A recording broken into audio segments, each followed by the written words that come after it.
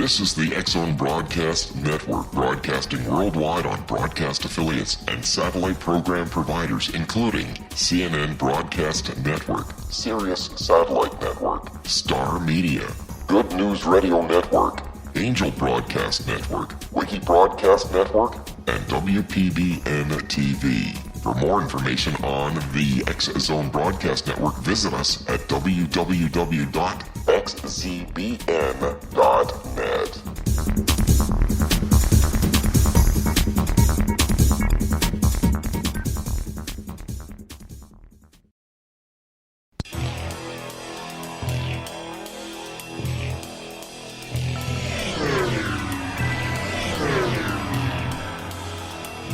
This is A Different Perspective with Kevin Randle. A retired U.S. Lieutenant Colonel, Kevin Randle has been studying UFOs for nearly 50 years. Kevin has investigated some of the most famous UFO cases in the world and has been consulted for dozens of documentaries about UFOs. Considered one of the leading experts into the Roswell UFO crash of 1947, Kevin has written more than 25 books about UFOs, including the recently published Roswell in the 21st Century. Now, here's the host of A Different Perspective, Kevin Randle.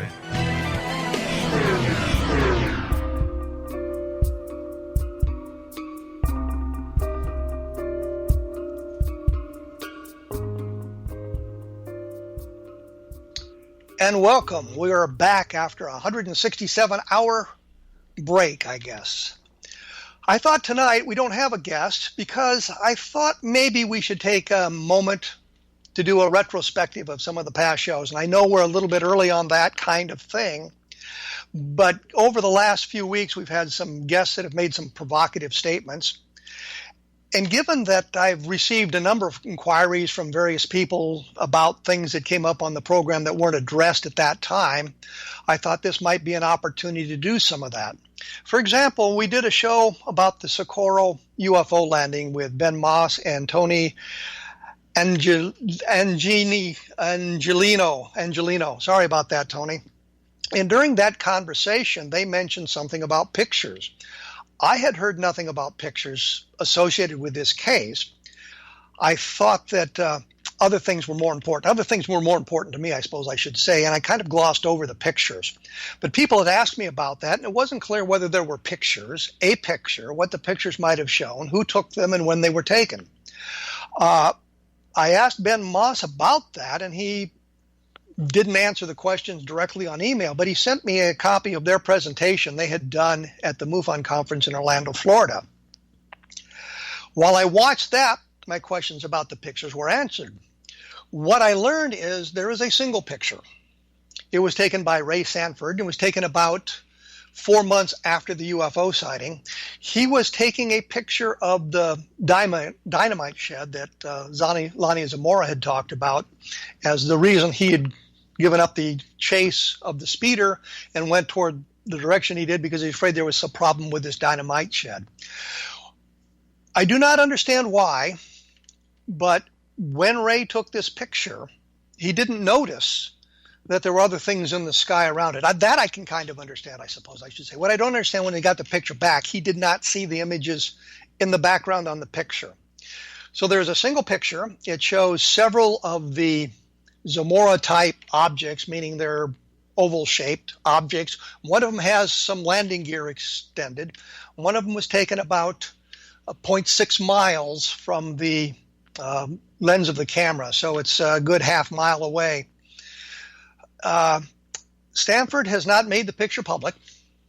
He says he's going to hang on to it for a long time. I don't know how long. I don't know what's going to prompt him to publish said picture.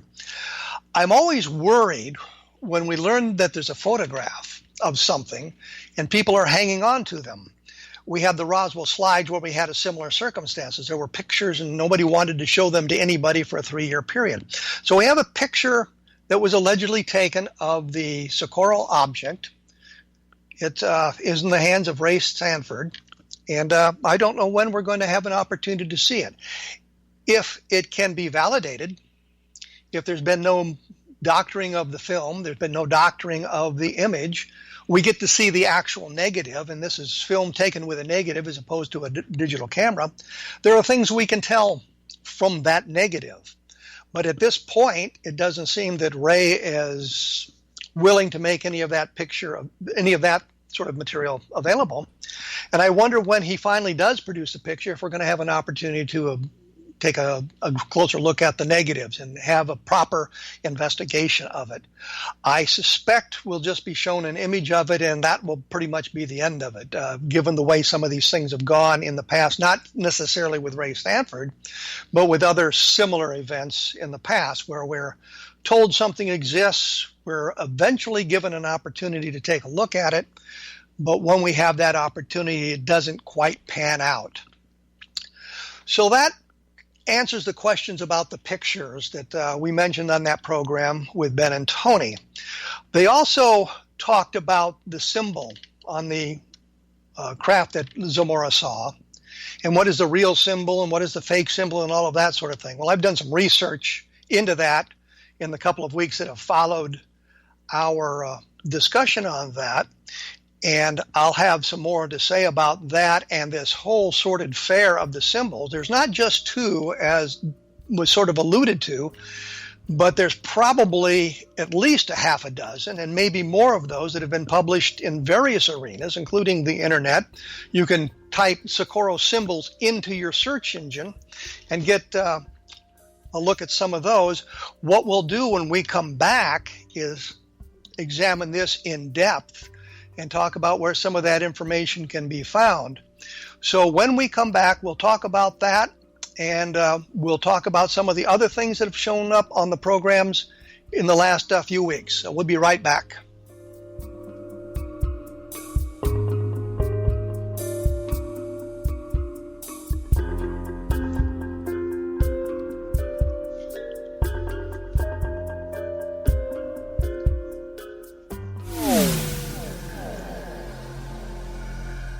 This is Kevin Randle. For nearly 30 years, I have been investigating the case of the Roswell UFO. I have interviewed hundreds of people and stood on the crash site. Now in Roswell in the 21st century, I have reviewed dozens of hours of audio and videotaped interviews, examined hundreds of files that relate to the crash, and have returned to Roswell in an attempt to put all that information into the proper perspective. For the first time in Roswell in the 21st century, I have made a dispassionate reevaluation of all that material and provide a new look at what happened. This is a book that clears away all the clutter that has hidden the truth for so long, strips away the various lies that surround the case, exposes the Air Force attempts at cover-up, and found a core of solid information that tells us all where the case stands today. Roswell in the 21st century will be available in just a few weeks. For more information, please visit my website at www.kevinrandle.blogspot.com.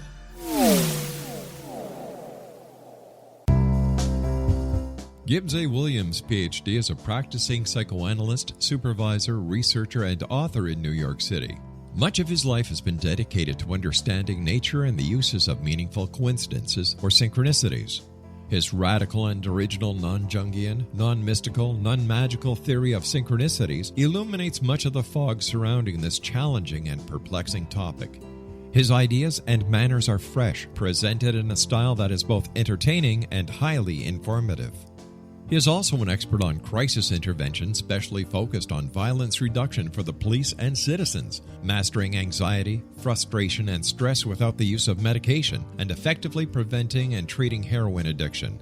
Dr. Williams can be contacted at his email address at gwwilliamsny11@aol.com or visit his website at www.drgibbswilliams.com.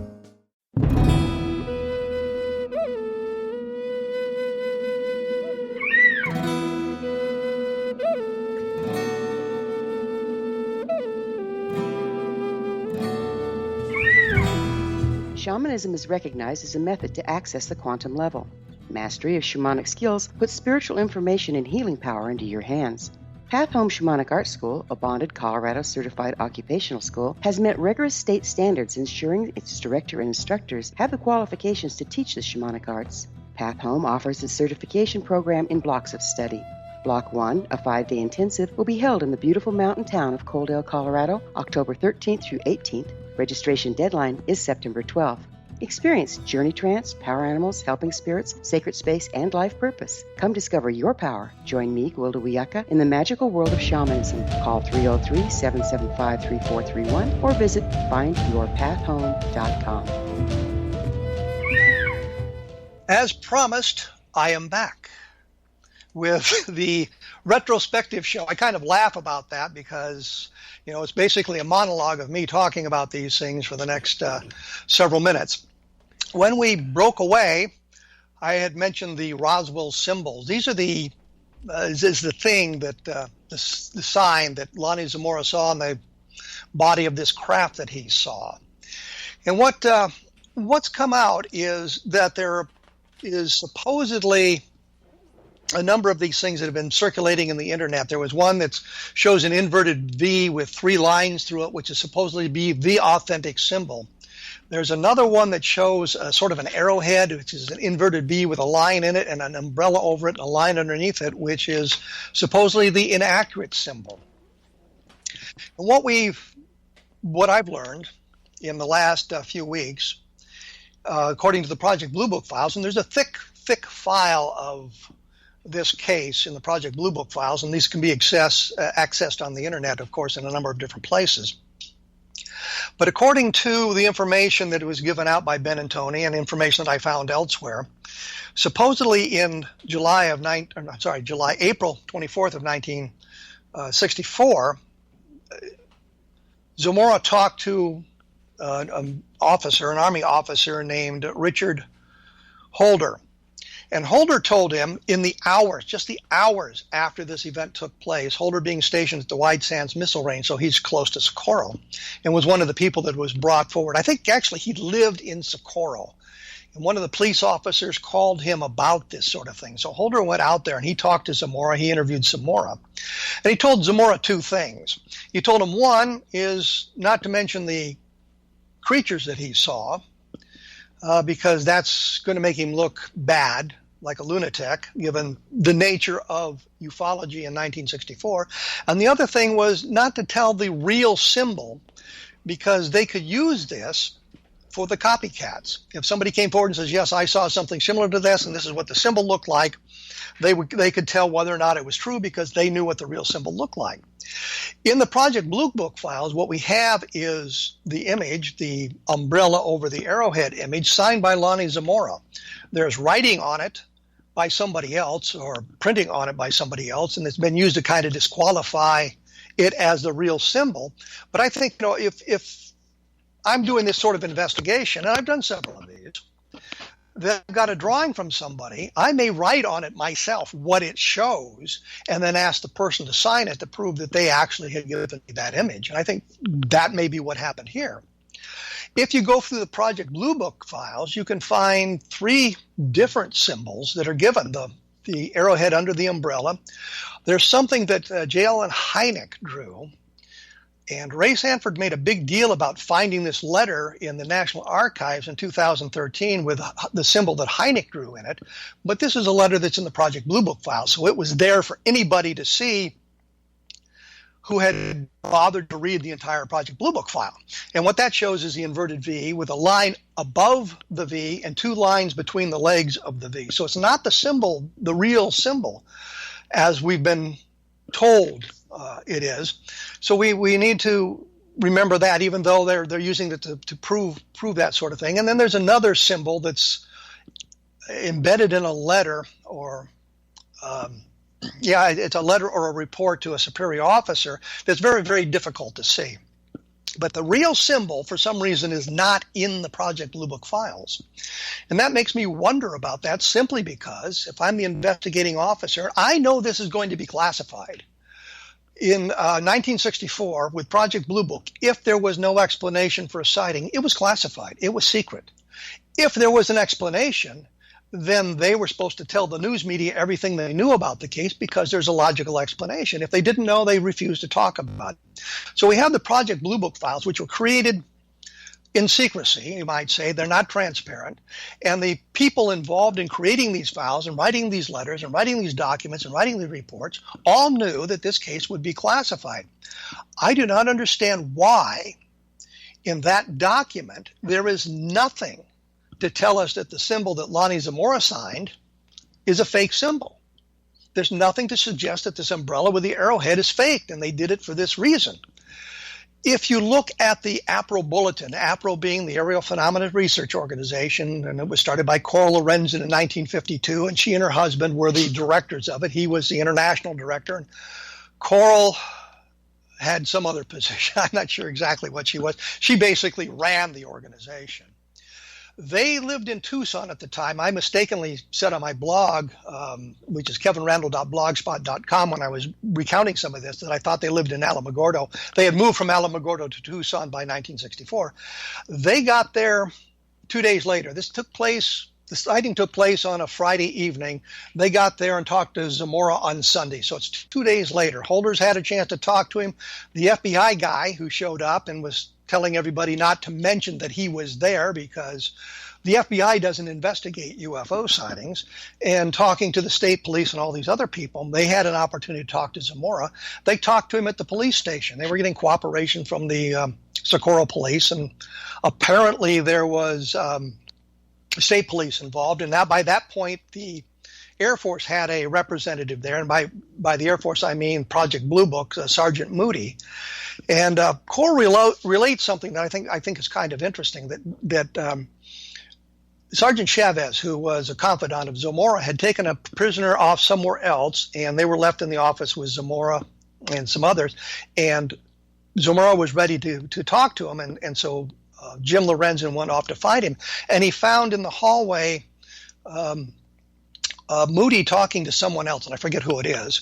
And Moody was talking about Coral Lorenzen, saying, well, she's a nut. You don't want to listen to anything she has to say. She's just really out there. Not realizing he's saying this in front of Jim Lorenzen, and he introduced himself again, saying, I'm Jim Lorenzen, Coral's husband. So he was kind of embarrassed about that. But the point is, they're in the police station. They're there with the official Blue Book representative. They're there with the state police. They're there with the Socorro police and the FBI and the range officers from White Sands. Zamora is talking to them about this, and he mentions the alien bodies again, or not the bodies, but the alien creatures. And at this point, he's now kind of backing off from that. He's saying, well, I didn't really see people. I didn't really see humanoids. I saw sort of white coveralls, and I'm not sure if they were floating in the air or what it was, but he'd been advised not to talk about the aliens. So he's backed off of that, and I think that Ben and Tony both said, well, Zamora said he didn't see people. If you go back and you listen to what he said in the earlier reports, if you listen to what Jim and Coral Lorenzen reports in the APRO Bulletin for May of 1964, he mentions this sort of thing, and he talks a little bit about that. But the one thing they pressed him on was the symbol. And he wouldn't talk about that. He just wouldn't tell them what it was. In the APRO Bulletin for 1964, you see the representative of the umbrella with the arrowhead on it, but there's another one in there as well that doesn't really look like any of the other symbols that have been talked about. So we have that going on. We find Zamora's statements to the Hispanic press. He gave a statement in Spanish, and he talked about there being an inverted V and three bars underneath it. Not through it, as we've been led to believe, but he's actually saying underneath it. And I think that when we're looking at the words, we need to look at these words carefully and what he says. And when we look at these discussions that people say prove that it's the inverted V with the three bars through it, that's really not what he's saying. It's not what's being said. It can be interpreted in various ways. One of them was that there was an inverted V with three bars underneath it. Well, you can say that the three bars were painted on the craft and the V was painted over them, which gives you the three bars underneath the V. But you can also look at it that they're underneath it. They're below the V. So it's kind of confusing on that. So when we get down to it, we have all of these different symbols. I think, based on the Project Blue Book files, and I can see nothing to dissuade me from this, that the true symbol really is the umbrella with the arrowhead shape in it. because that's the one that Lonnie Zamora signed. That's the one that's in the Project Blue Book files, which was classified. The other representations that I can find, the news stories that I can find, and Tony and Ben both talked about there being at least 4 newspaper stories. I found additional ones as well that talked about this, giving a description of this symbol, but the description is open to interpretation. They use, as I said, the Hynek symbol with the inverted V, with 1 bar above the point of the V and 2 bars between the legs, which does not show that, or is not a good representation of that. So I find nothing in the files that suggests that's the proper one. I could be wrong. I know that Ray Sanford has said that's the authentic symbol. I have heard from others who talked to Mrs. Zamora in the years that followed prior to Lonnie's death, being told that the proper symbol is in fact the one with the umbrella over it. And the question then becomes, was she sticking with the story that had been told by her husband because he had been told not to talk about what it really was, or was she giving us a clue as to what the symbol really was? So I look at all of that stuff. There's discussion about this, a lot of discussion about this over on the UFO Conjectures blog run by Rich Reynolds. And if you type UFO Conjectures into your search engine, you'll come up with his blog. And then you type Socorro or Socorro symbols into the search engine on the blog, and you'll have an opportunity to read some of the things that he's posted about that, especially what he's learned over the years about it. There is other discussions about it that suggest other symbols are the accurate one. So I'm not sure that we're ever going to be able to solve this problem simply because Lonnie Zamora has died. Lonnie Zamora is the only one who ever saw the symbols. He may have drawn them precisely for Captain Holder. He may have drawn them precisely for J. Allen Hynek. He may have drawn them precisely for Ray Sanford. But when we look at the documentation, what we see is that what he drew or what was interpreted by these other people doesn't exactly match one another. If, for example, he had said the same thing to Holder, he had said the same thing in the newspapers, and it was clear, and he had drawn specifically that sort of thing, and the inverted B with the 3 bars through it, and that appeared in the Project Blue Book files, I would be on board with that. But the only symbol that he signed is the one that we see in the Project Blue Book files. And until I hear better evidence, and I know Ben and Tony do not agree with me, but until I personally hear better evidence, that's the symbol I'm going to think as the real one because it was classified. That symbol, though, has been published many, many times in many, many different publications. So the idea of keeping it private so that you could determine who had really seen the symbol, that kind of flies out the window at that point. So it's kind of a conundrum on that. I think at this point we've pretty well exhausted the discussion of the the Socorro symbol. And the reason I say Roswell is I'm thinking to the next segment, which I want to do, which is about the Roswell slides, because we've had Don Schmidt on the program talking about that. Rob McConnell has had Tom Carey on his program talking about that. Stan Friedman has kind of chimed in on part of that.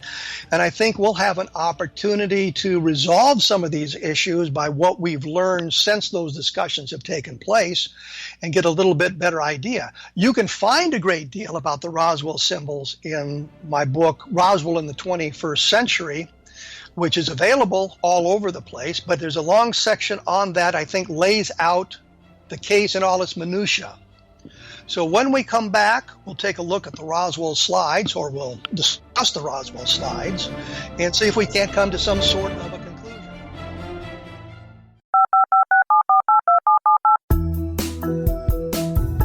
Did you know that when you're on the road with limited data or Wi-Fi, you can still listen to the X-Zone Radio Show with Rob McConnell, The Science of Magic with Gwilda Wiyaka, High Tech with Corey Kay, and every minute of the 24/7, 365 programming of the X-Zone Broadcast Network by calling 712-432-9459, courtesy of TalkStream Live.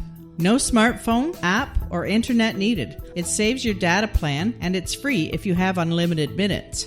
call 712-432-9459 to listen on any phone, anytime, anywhere. Remember, 712-432-9459 for the best of paranormal, new age, thought-provoking, sci-fi radio programming 24/7, 365.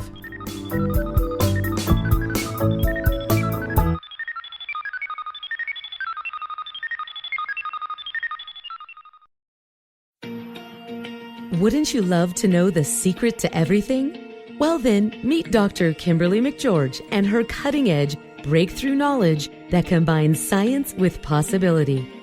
Dr. Kimberly brings real-life answers and healing to those open to alternative solutions. She teaches solution-based programs and classes that will change all areas of your life forever. Specializing in conscious creation, intuitive readings, and energy medicine, you can rapidly shift health, relationships, business, and money and abundance challenges quickly. Receive her best-selling book, Secret to Everything, at no cost by going to secrettoeverything.com/X-Zone. That's right, transformation can start now. Just go to secrettoeverything.com/X-Zone and receive Dr. Kimberly's book for free.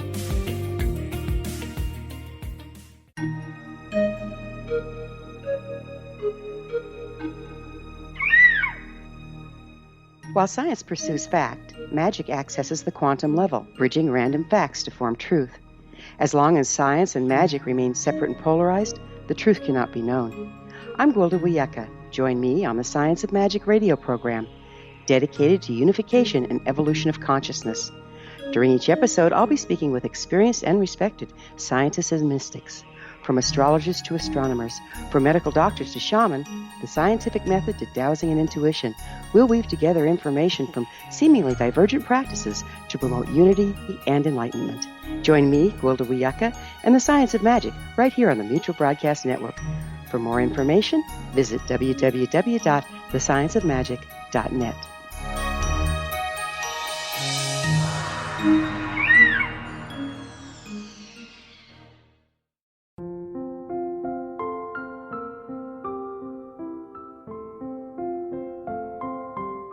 I am Dr. Carl O'Helvey, founder, president of a new cancer foundation focusing on evidence-based physical, mental, and spiritual interventions, including natural cancer cures, prayer, meditation, affirmations, nutrition, and other related holistic cancer prevention and cure modalities. These are used in cancer education, research, and financing care. I ask for your help to continue this important work by donating at www.holisticcancerfoundation.com.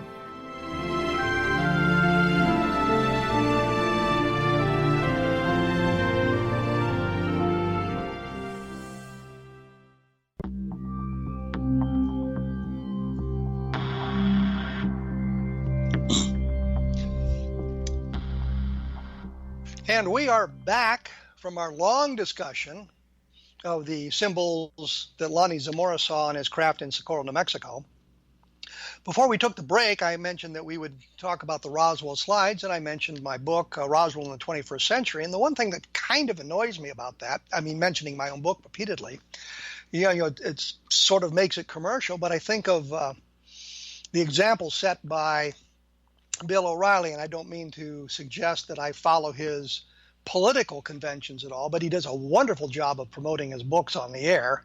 And I'm thinking that if I had an hour every night, I would have best-selling books as well. But we have now moved to the Roswell slides, which a segment does appear in the Roswell in the 21st Century, which is available on Amazon and I think Barnes & Noble and other fine bookstores and book purveyors throughout the entire free world. This whole thing, as I think most of you know, began when someone approached Tom Carey and mentioned that he had slides that he believed might be of an alien creature. I'm not sure why he looked at the slides and thought alien creature, but that's apparently what he did. According to what Tom told Rob McConnell that a guy named Joe Beeson had called him and said that he had the slides. He had talked to Stan Friedman first, and Friedman said no, he didn't have time, and to talk to Tom Carey. This struck me as odd simply because I could not imagine Stan Friedman being offered what could be the smoking gun for Roswell. Pictures of the actual alien bodies, would say, I'm too busy to deal with that, and palm it off on somebody else. This is what Tom said, though. Tom had said this. When Rob spoke to Stan on the air, Stan said, no, he hadn't got a call from Beeson. Well, that means somebody is not telling the truth here. I believe Stan. I think Stan is telling us the truth here because, as I said, I can't believe that he would have given up the opportunity to see the slides. And I believe Tom Carey. I don't think Tom Carey would make up a story like that. There's no point in it. I think it was something that Joe Beeson suggested to Tom Carey about the slides to kind of give them a little bit of cachet, a little bit of gravitas, as the political pundits like to say, a little bit of credibility. The problem is Beeson claims he knew nothing about Roswell, he knew nothing about UFOs, and yet he calls Stan Friedman to get a reading on this. I'm thinking if I'm Joe Beeson and I have this slide I think is an alien, I'm looking for an organization. Maybe Stan's name comes up, maybe it doesn't. Maybe Tom Carey's name comes up, maybe it doesn't. So I just find that part of the slide story to be incomprehensible and probably untrue, and I'm giving my opinion who I think is telling the truth on that one. So anyway, they get the slides. They engage in a 3-year-long investigation of it. They don't want to reveal the slides. They've signed non-disclosure agreements. Somehow the information gets out that their slides exist. Once again, I believe it's Beeson who is the culprit behind that. Although about a year into the investigation, another fellow, Adam Dew, shows up, and he's apparently a pal of Beeson, and they're working in concert to exploit the slides. And I guess that's the right word, because originally people were talking about they were trying to figure out who to sell the slides to, how to make some money off these things. So, they're culprits in this investigation. So anyway, they're trying to determine what the slides show, but they don't want anybody to tell them. And as I mentioned, this information gets out. I think it's Beeson or Dew who actually perpetrated this. Nick Redfern, a friend of mine, another UFO investigator who's written many, many books on UFOs and is challenging me and Brad Steiger for the lead of the person in the United States who's written the most UFO books, and he's making a real run at it, heard about the slides and talked to Tony Bragalia about it. And Tony was supposedly surprised that Redfern knew so much about it. He knew the names of the people who'd taken the slides, Bernard and Hilda Ray, and things like that. So I think it's Beeson and Dew who did this as a way of generating interest in this thing, because it's 2 years before anything really shows up after that point. So there's a lot of discussion about the slides, what they are. They were found in a box with other slides that are from the 1940s. They did an investigation to prove that the slides were taken in the 1940s. I have no quarrel with that. Apparently, Dew took them to Kodak, and Kodak's experts looked at them and said the emulsion was proper for the time, the composition of the film stock was proper for the time, the mounts were proper for the time. They couldn't tell you exactly when they were taken, but they could tell you it's proper for the late 1940s. The story came out that there's a coating on the slides, and it was I think it's the triangle and square, which proved it was from 1947. The Kodachrome film didn't exist in 1927. Kodak recycled their slide codes every 20 years, and of course 1967 was too late. The problem is, when we finally got a look at the slide, I had asked Dew at one point about that, having taken them out of the mount, because I thought if you take them out of the mount, you've kind of destroyed the chain of evidence there. But he said he'd only taken one out of the mount. Well, the one he took out of the mount had no coating on it. So I don't know where he got the idea. The other thing is Kodak film stock, 35 millimeter film stock for motion pictures had the triangle and the square on it for 1947. The 35 millimeter slide stock had different coatings.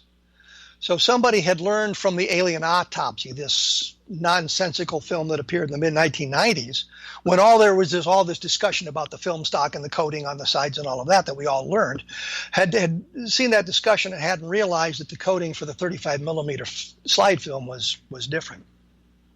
But Tom is the one that said Beeson, I think, has told him about the coating. Well, that's just simply inaccurate. And that, of course, had they been conferring with me, would have raised a red flag, because I'd have told them, that's not the right code for the slide film. But they continued their investigation. There were other red flags that went up that they just simply ignored, and we've talked about that in the past with others, eventually culminating in this presentation in Mexico City, the Be Witness Project, with Jaime Maussan, Tom Carey, Don Schmidt, and Richard Doland, and some experts in anthropology and medicine there on the stage, explaining why this couldn't be a human body. The problem is there was a placard on the slides that just simply couldn't be read. You could see there was writing on it. I think David Rudiak, who has done an awful lot of work on the Ramey memo trying to decode that, had suggested it might be script because of the way it looked in the copy of the slide that they had given him, or the copy of the scan of the placard they had given him. It looked like it was script. It turns out that was motion of the camera, so that when they were eventually able to deblur the slide, they could see that it was block lettering. I know that Tom Carey falls back on this idea that, well, they said it was script originally, but it's not. Well, it wasn't script. That was an impression given by the way the thing looked when David Rudiak got it. There were other red flags that should have arisen. I asked Tom Carey in December of 2015, prior to the Be Witness program, some 6 months before, if it could be a mummy. I was trying to figure out, if it's not a real alien creature, what could it possibly be? I had gone through an awful lot of books and websites, internet sites, looking for representations of alien creatures in the movies. They simply didn't exist. When you had an alien in that time frame in the movies, it was normally a human dressed in bizarre clothing or with a little makeup here and there, but they were basically humans. So that didn't work out. Science fiction magazines, they had all kinds of strange alien creatures, but you don't get a photograph of that. The only thing I could think of that it could possibly be was a mummy. And I asked Tom that, and he said, no, it's not a mummy. He said, we've looked at 500 images and we can't find it. I'm thinking, are they looking for the specific image, or are they looking for a representation of what mummies look like in general? Apparently they were looking for the specific one and couldn't find it. Anyway, after the Be Witness program aired, or was presented, a high-resolution scan was put up on Adam Dew's website. A number of people who had congregated together and called themselves the Roswell Slides Research Group spent nearly 48 hours with that scan, and they were able to deblur it and discover that it was, in fact, a mummy. Tom Carey, for some reason, does not accept that. He says, yeah, it looks like the mummy it looks like the image on the slides, but it's not our guy. He kept saying it's not our guy. I'm saying it is their guy. I don't know why Tom clings to this idea that has not been identified, but he clings to that idea. I understand Tom. I know that he really, truly believes that Roswell was an alien spacecraft crash. He really wants to find the documentation, the smoking gun that proved it, and he had that in his hand, he thought. So I understand his bias in looking at that. But I think the problem here is, in which we didn't really discuss, is the secrecy around it. They held on to the thing for 3 years and weren't giving out good copies of it, so that people who had the expertise beyond them might have been able to solve part of the problem. There's also the story going around, and Tom sort of alluded to it, that they had shown or attempted to show one of the slides to American anthropologists, and the American anthropologists wouldn't look at it. But if you listen to what Tom says during his interview with Rob McConnell, What comes up later is that, yes, they did show it to American anthropologists, but the American anthropologists would not comment on the record. They wanted more information. They wanted to know the provenance of the slides. Well, it was Ray and Hilda Blair who took it, but we don't know where, we don't know when. So there really was no provenance for it. They couldn't provide information that would have allowed the American anthropologist to make some kind of judgment. And all that Tom was showing him, according to what he said to Rob, was he had the screen grab that had been made for the Kodachrome trailer. There was a picture of the image on a computer screen at an angle, and somebody saw it had not been properly blurred, and they were able to capture that. That's what Tom was showing around. So it's no wonder the American anthropologist wouldn't comment on it. Once they had the higher quality scans, Philip Mantle, a British researcher, showed it to a large number of anthropologists in a variety of museums around the world, and they all commented on it, saying this is a mummy. They weren't sure where it was mummified, if it was Egypt, if it was Central America, if it was Peru, but they all said it was a mummy. So the Roswell slides have been pretty well identified. I'm going to make a few additional comments about that when we come back. I was going to talk a little bit about the abductions that we talked about with Carol Rainey, but I want to continue on a few more points on the Roswell slides because I think this has been answered. As I say, I covered this in detail in Roswell in the 21st Century for those of you who want to get into all the minutia of what's going on, and you can take a look at my blog. Again, type Roswell slides into it, and it's www.kevinrandle.blogspot.com. You can take a look at additional information through Rich Reynolds' UFO Conjectures blog that will provide you that sort of information as well. So when we come back, we'll talk a little bit about the Roswell slides, and in the last few minutes, see if we can't straighten out some of the abductions. I'll be back right after this, so stick around.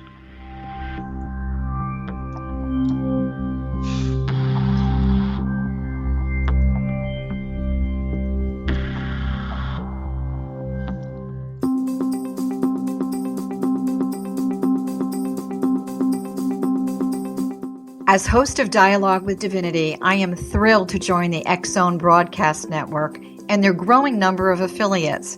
My quest for a connection to the divine ignited my successful career path as an international spiritual counselor for over 40 years, an author of 4 books, and well-known metaphysical educator. My clients call me their spiritual mama. So my job is to offer you a radio show to help you grow spiritually with wisdom and get specific tools from guests who are experts in their field. Tune in to Dialogue with Divinity and be part of the conversation with Spirit. My goal, your happy soul. For more information, please visit my website at johannacarroll.com.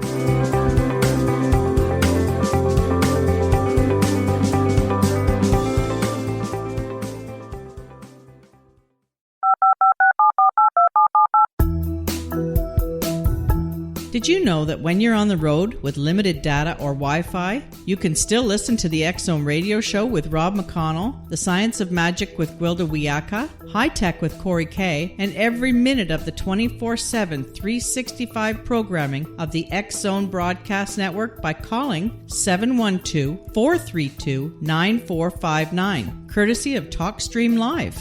No smartphone, app, or internet needed. It saves your data plan, and it's free if you have unlimited minutes. Call 712-432-9459 to listen on any phone, anytime, anywhere. Remember, 712-432-9459 for the best of paranormal, new age, thought-provoking, sci-fi radio programming 24/7, 365.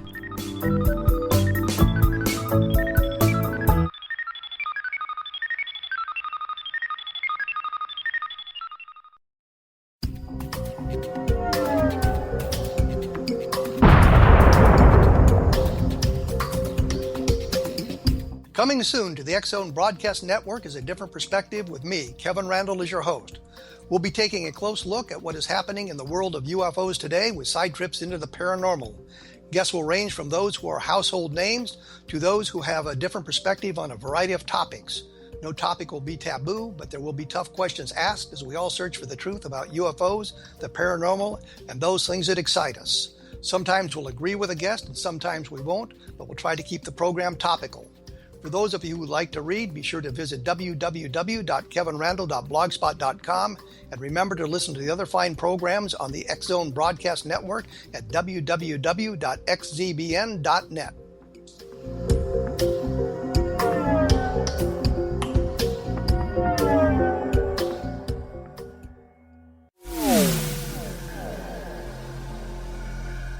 This is Kevin Randle. For nearly 30 years, I have been investigating the case of the Roswell UFO. I have interviewed hundreds of people and stood on the crash site.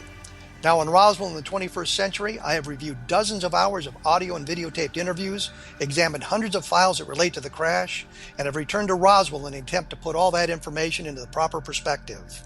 For the first time in Roswell in the 21st century, I have made a dispassionate reevaluation of all that material and provide a new look at what happened. This is a book that clears away all the clutter that has hidden the truth for so long, strips away the various lies that surround the case, exposes the Air Force attempts at cover-up, and found a core of solid information that tells us all where the case stands today. Roswell in the 21st century will be available in just a few weeks. For more information, please visit my website at www.kevinrandle.blogspot.com. What Happened in Benghazi is revealed by Nicholas Genix, author of Obama, Islam, and Benghazi. He informs the American people that President Obama deceived them by advocating a strong foreign policy prior to the 2012 presidential election, and Hillary Clinton supported this deception. As the title infers, there is a connection between Obama, Islam, and Benghazi. Ample evidence informs Americans that Obama's early indoctrination in the Quran developed an affinity for Islam, why the Quran is the source of discontent in many countries, and why the Obama foreign policy deception led to poor military action and caused the loss of American lives in Benghazi.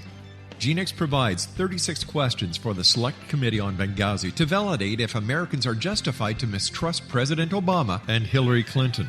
An overview of Obama, Islam, and Benghazi is presented on the website www.futureofgodamen.com. That's www.futureofgodamen.com. Afterlife expert Roberta Grimes was the first one to say that dying can be fun. Now her best-selling book, The Fun of Dying, is available in stores worldwide. So if you wonder whether death ends life, how it feels to die, or what heaven might be like, The Fun of Dying was written for you. And if you have always been afraid of death, or if you worry that your life has no meaning, let The Fun of Dying ease your fears and bring new meaning to your life. Nothing said in The Fun of Dying is based on the teachings of any religion. Instead, Roberta draws on evidence to explain how death happens, how it feels, and what comes next. A lot of the best death-related evidence was produced in the first half of the 20th century. When it is put together with recent discoveries, it tells a consistent and amazing story. Roberta Grimes blogs and answers questions at robertagrimes.com. Her wonderful book, The Fun of Dying, is available on Amazon and at stores worldwide wherever books are sold.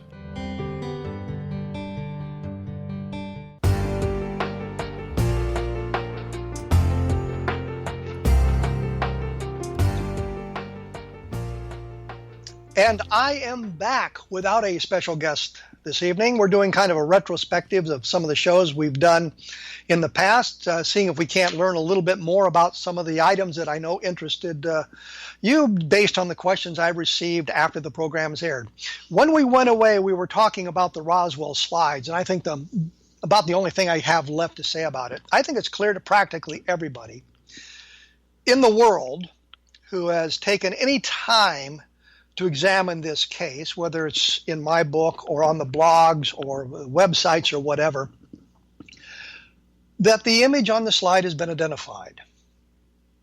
It is a poor, unfortunate Native American child who probably died 900 years ago based on the lengthy report that had been prepared once the mummy had been found in, I think, 1897 in the Mesa Verde area.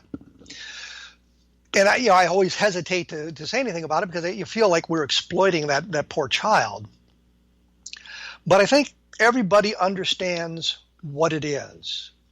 I just am not sure exactly how Tom and Don became so enamored with the slides that they could not see the problems. They didn't have an image. I mean, a body they could examine. They had slides with a shaky provenance that they couldn't really identify. And when they saw the whole slides, and Tom suggested they had the whole slides from the beginning, when they saw that, you could see the floor of the museum. You could see other exhibits in the museum, and you realized what it was. And in fact, some of the pictures that were found of the mummy taken other than by Hilda and Bernard Ray showed that floor design, showed the mummy, showed the placard. I mean, it's explained. So I don't understand how they were so fooled, nor do I understand why Tom clings to the idea that what is in the slide is not our guy. It clearly is their guy. We also talked to Carol Rainey about abductions. And I think she was pretty clear on her feelings about the abductions, and it kind of mirrored conclusions I had reached a number of years ago. In fact, I was in Roswell in 1997 for the great 50th anniversary celebration. And I had a couple of friends there, Russ Estes and Bill Cohn. Bill Cohn is a clinical psychologist, licensed in the state of California. Russ is a documentarian who has done some wonderful work. And so we had connected there, and they were kind of doing a documentary on Roswell and the 50th. In fact, Carl Flock and I had done a debate, and they had filmed the debate, and they were going to produce a video of this thing. I don't think it ever got done because Russ wasn't the healthiest of individuals. Although he was a big, huge, robust guy, he had type 1 diabetes and had to take shots all the time and had trouble with his feet. He had been digging in the garden and got some kind of a blister that got infected, and they had to take off part of his foot and part of his leg, and it just became a real ordeal for him. And he died shortly after I got back from Iraq. But we were all in Roswell, and we were sitting around. I think we were having breakfast, as a matter of fact, and Russ says to Bill, "Should we tell him?" And Bill says, "Yeah." And they began to explain their investigation into abductions. And they were explaining how they had talked to dozens of abductees and how the stories all seemed to mesh based on the researcher who had been conducting the hypnotic regression sessions, or who had been conducting the investigations. And they said they'd come to the conclusion that abductions, for the most part, had a terrestrial explanation. I wasn't surprised. I'd come to this conclusion a couple of years earlier myself, based on my research into abductions. I had thought if there are actual abductions, they would match more closely Barney and Betty Hill or Travis Walton, which seem to be abductions by opportunity. They were out in the world. They were driving down dark highways. They were alone. There was an opportunity for an abduction, and that's what happened. It wasn't this long-going longitudinal study that we seem to get. Well, Carol Rainey, of course, who was married to Bud Hopkins for 10 years, and as she mentioned, the marriage didn't end in a friendly fashion, was talking about how Bud Hopkins and the other abduction researchers, and the big three, which would be John Mack, David Jacobs, and Bud Hopkins, and of those three, only David Jacobs is still alive. Mack was killed in an unfortunate traffic accident in England, and Bud passed away a number of years ago. But how they,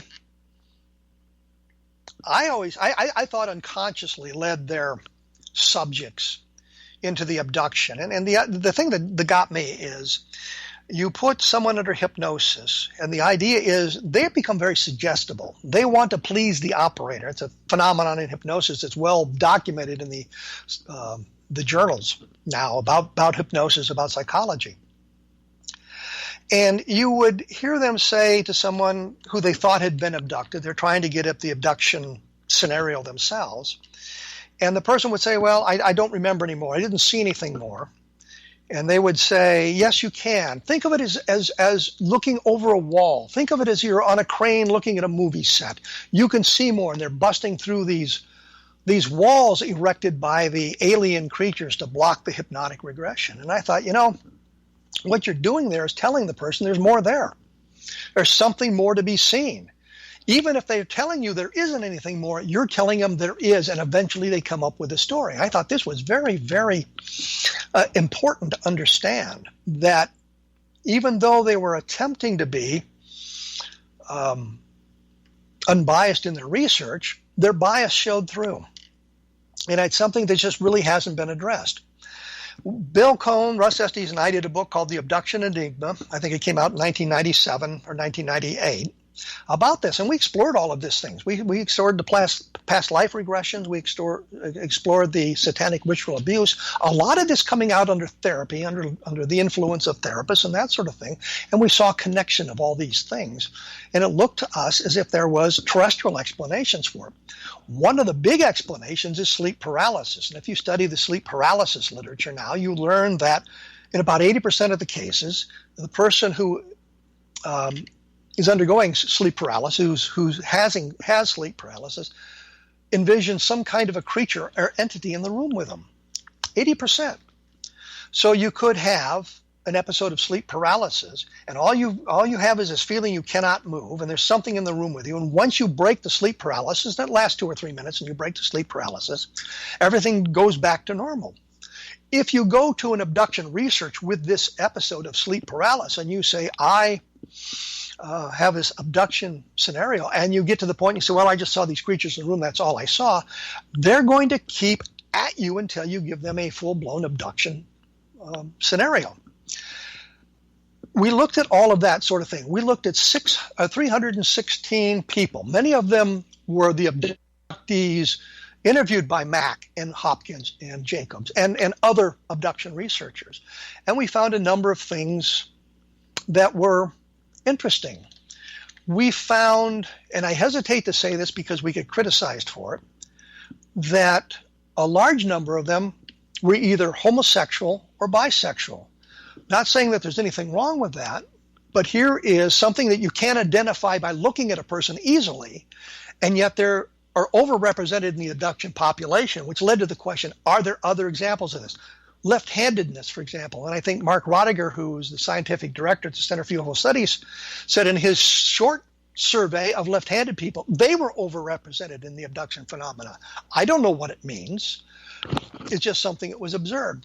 So we were looking at all those sorts of things. Could there be something else that explains it? How about blood types? Is one blood type overrepresented? How about college education? All of those sorts of things. So we were looking at that, trying to figure out what it meant, and that's what we did in the abduction scenario, or the abduction enigma. But what we were suggesting was some sort of an answer to part of the problem. It's mostly terrestrial. It doesn't have to do with alien creatures. And if you look at some of the other studies, I mean, the things going on with abductions don't make a lot of sense. For example, they're talking about how these people, 3 million Americans have been abducted over a period of time, and you're thinking, well, if it's 3 million Americans, how many in the rest of the world? Are they just singling out Americans, or is it a like number in the rest of the world? And where are they parking all their spacecraft? How come we can't see them? How come there aren't photographs of all of this stuff going on? What we've seen since we published a book 25 years ago, or 20 years ago, is no increase in the, or no change in the abduction research. It's the same as it was 20 years ago, people gathering this information when I think of case studies. So that's another thing. You can take a look at the abductions enigma and read it for yourself and decide whether it were right or wrong. But please don't tell me there's a lot of typos in it. I know that. I do not know why books are so poorly edited in these days, but they certainly are. So this sort of wraps up my recapitulation of some of the shows we've done, some of the questions that have been asked on other shows, or other questions that have been asked me since the shows, kind of give you an idea of where the research has taken us from that point. Next week, with luck, we will have Don Ecker talking about his experiences in the UFO field. And if you want more information, look at www.kevinrandle.blogspot.com and look at Roswell in the 21st Century. We will be back next week with Don Ecker and more on the UFO world. Thank you for listening.